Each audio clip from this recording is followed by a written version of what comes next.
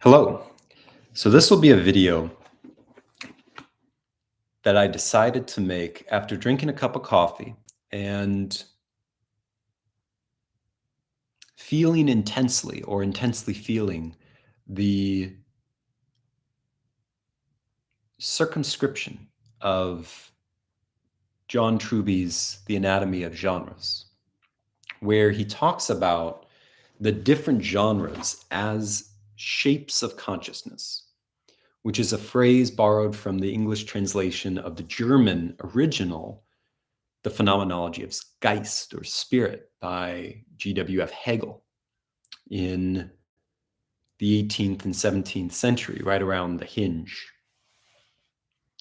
And it occurred to me as I was walking down the sidewalk to the coffee shop before having this cup of coffee that Darwin went to an island. Charles Darwin went to an island, and there he saw all these animals and flora and fauna and wrote the theory of evolution, the theoria of evolution, and then came back on his beetle and raced to the finish line against his competitor, a rival scientist who had a similar outlook, a similar suite or set of observations. And his narrative now is tagged with his name. But not to reduce these things, because there are whole departments named after the pursuit of the phenomena in the origin of species, but to think through from its inception to now, not the fork in the road, but the pliers or the crowbar on the door, the wedge, there we go. The wedge that is combinatory explosion through robotics, recursion theory, and probability. Real probability in the sense of watching a computer go through a recursive loop and producing a fractal structure that somehow is and is not the sum of its parts.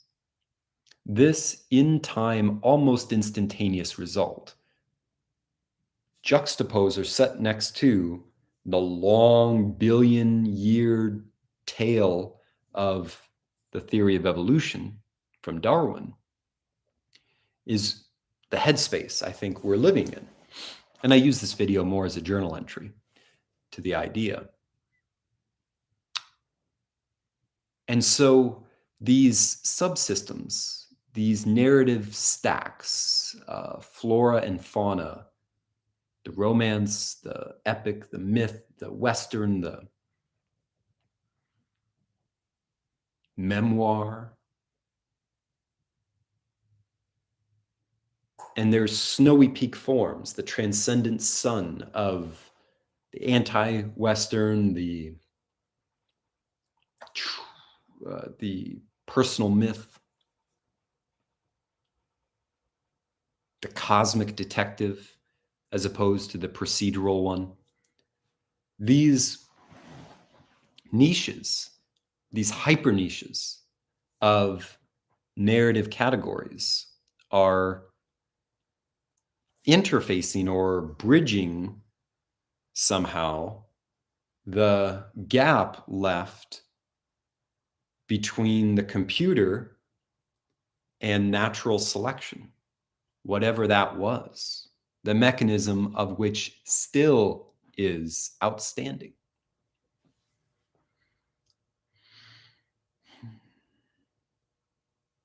And in the dichotomy of existence, there is presented what if. And we find that we need a trichotomy, not a dichotomy, which itself is a reduplication of one of the ecumenical councils, a past occasion, a past crisis, a past judgment, not of chronology, but of kairos. An arrow coming through the loop, the spiral, just in time, not before and not after.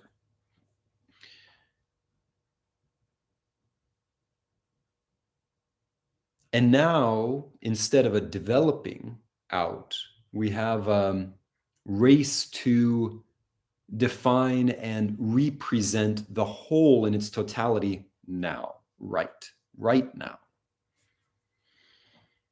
This, I think, is the explanation for the, as John Truby says, storification of phenomenological experience on the ground and the densification, the dense plot of plot on plot, in plot, from plot, through plot, to plot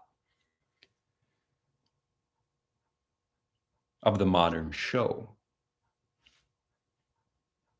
But is it also the modern novel? That is the question. What is the difference between many sentences together in paragraphs and chapters from scene splicing, scene editing, and the visible contours of silhouettes in garb and beings of light, as Jonathan Peugeot would say, on a streaming network?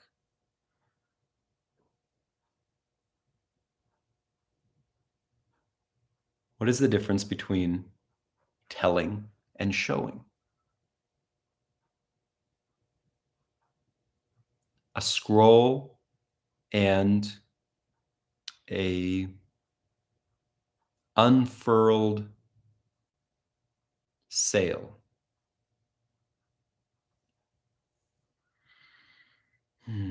This brings us into the philosophical dilemma of kinetic motion, movement, kinesis, and stasis, with the ecstatic rejoinder, what Professor Yanaris calls eros, for the person, that then is recapitulated in a body, a biology. And how these things relate to the time-tested pattern of a genre's simultaneous showing of information and withholding thereof.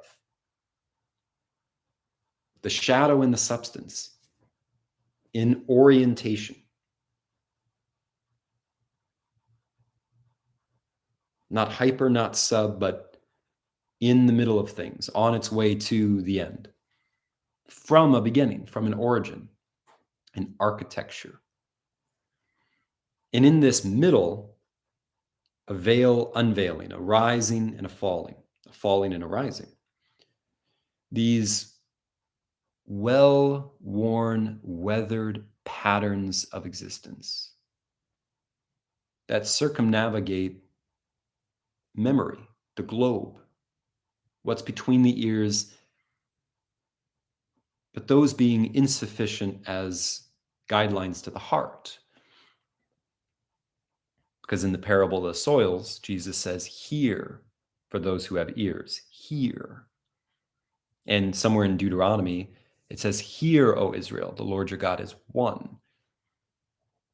What is the relationship synesthetically between hearing and seeing as it relates to the problem of the density of plot, the density of plots, with our backpedaling and unmooring of Darwin's theory of evolution?